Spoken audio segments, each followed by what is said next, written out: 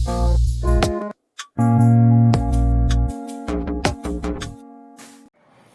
Everyone, मैं हूं किरण और आज हम करेंगे थर्ड लॉ ऑफ मोशन।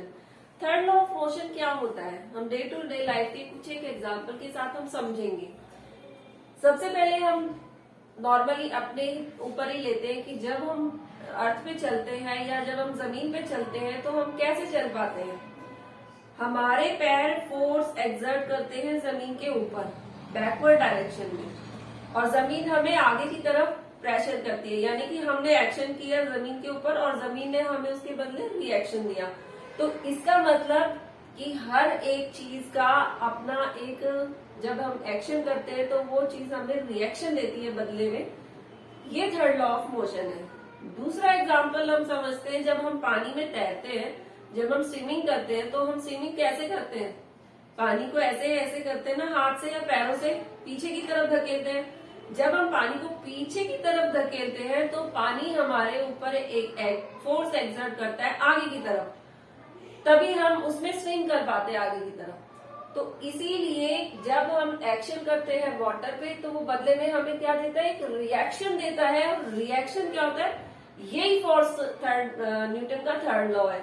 और इसको किसने दिया था, सर आइजैक न्यूटन ने 17वीं सेंचुरी में दिया था।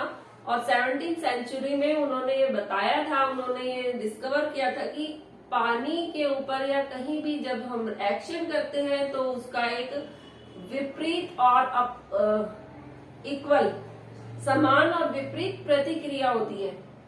तो इसकी जो स्टेटमेंट है वो क्या कहती है, to every action there is equal and opposite reaction, कि हर एक चीज का जब हम उस पर एक्शन करते हैं तो इसकी विपरीत और समान और विपरीत प्रतिक्रिया होती है।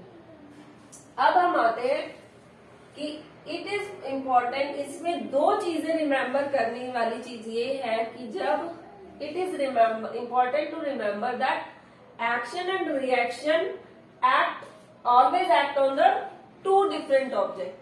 यानी कि वो क्या कहना चाह रहा है कि जब एक्शन और रिएक्शन की जब हम बात करते हैं तो वो दो अलग चीजों पे होनी चाहिए, एक चीज पे नहीं। एक चीज पे हमें ना तो एक्शन दिखेगा ना रिएक्शन, दो अलग चीजें होनी चाहिए। जैसे हम एग्जांपल लेते हैं, ये बॉल है और ये बॉल है। जब ये बॉल इस बॉल से टकराई तो यहाँ पे ये एक्शन था, और जब ये टकरा के वापस आई तो ये रिएक्शन है। यानी कि हर एक चीज का एक्शन और रिएक्शन देखने के लिए हमें दो ऑब्जेक्ट चाहिए, ताकि एक पे एक्शन दिखे और दूसरे पे उसका रिएक्शन दिखे।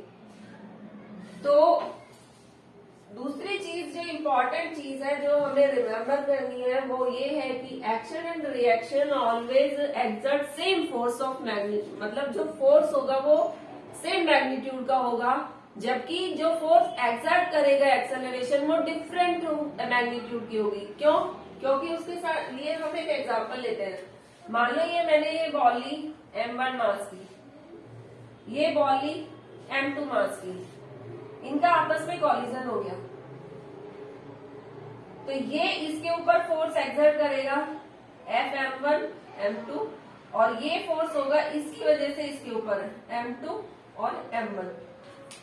तो ये दोनों फोर्स जब एक्सर्ट करेंगे तो वो सेम होंगे, सेम इन मैग्नीट्यूड, बट जो फोर्स की वजह से जो एक्सेलरेशन आएगी वो डिफरेंट होगी। क्यों, क्योंकि यहाँ पे इनका जो मास है वो डिफरेंट है।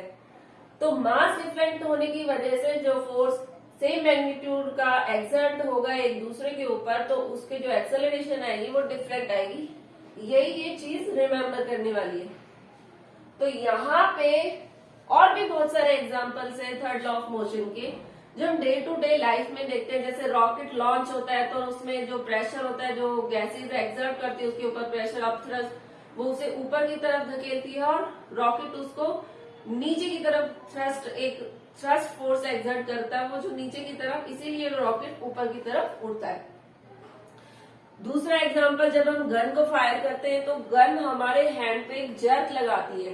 क्यों, क्योंकि जैसे ही हमने उस पर एक एक्शन दिया तो वो उसका एक रिएक्शन आता है जो पीछे की तरफ जब वो बुलेट जितनी स्पीड से आगे की तरफ जाएगी उतनी ही स्पीड से वो हमें पीछे की तरफ जर्क देगा।